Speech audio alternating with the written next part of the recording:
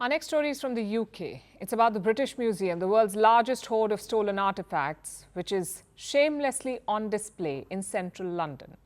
Now, some of you might remember what happened last year. The British Museum made this announcement. It admitted to the world that some of its loot had been stolen.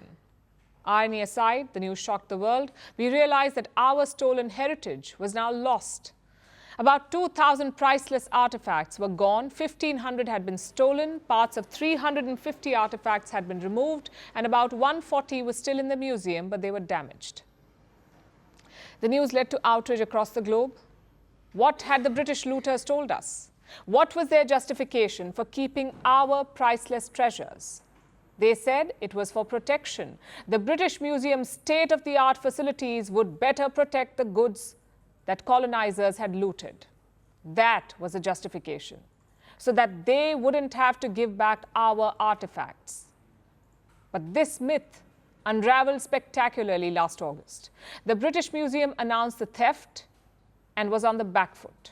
It launched a recovery mission and an investigation into the thefts. The recovery mission is still ongoing. The museum has not revealed the specifics of what was stolen. It says most of the objects were from Rome and Greece, mostly gems and jewelry, items similar to the ones you're looking at right now. The museum has been trying to recover them. They say that more than 600 artifacts are back in the museum and another 100 have been identified. It's better than they expected.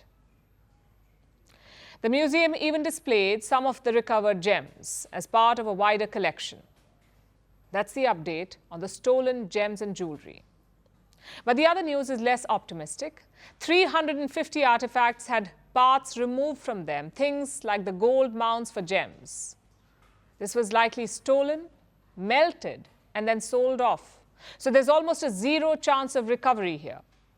As for the 140 damaged artifacts, not much can be done. They will bear the scars forever. That's an overview of the recovery efforts. It was one part of the British Museum's response to the theft. The other part was an inquiry.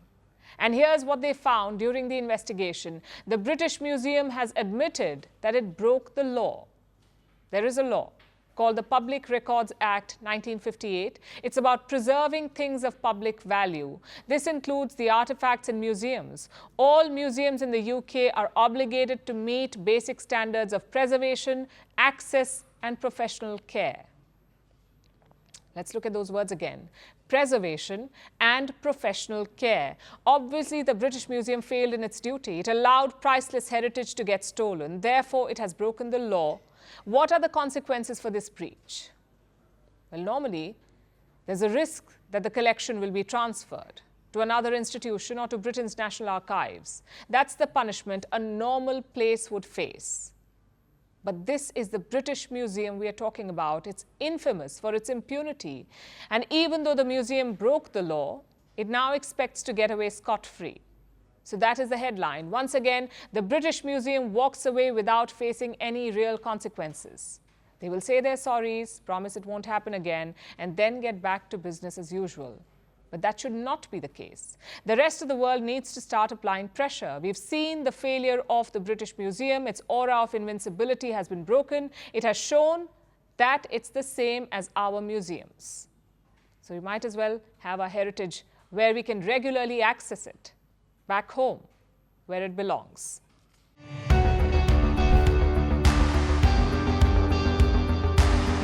Across continents, one powerful news source.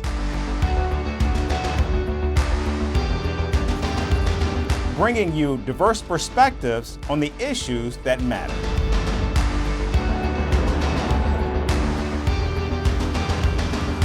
We go beyond the boundaries to give you that little extra about every sporting moment.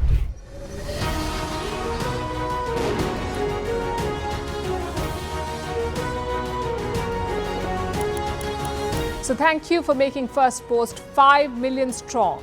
We're counting on your support, and you can trust us to bring you the news unfiltered and unvarnished.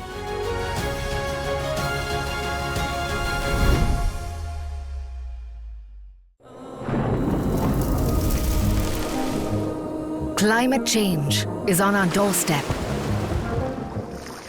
It's time for a revolution to take root. And And it starts with 1.4 billion Indians. It starts with one tree. One tree for humanity. One tree for Mother Earth. One tree for a future. Project One Tree, a News 18 network initiative.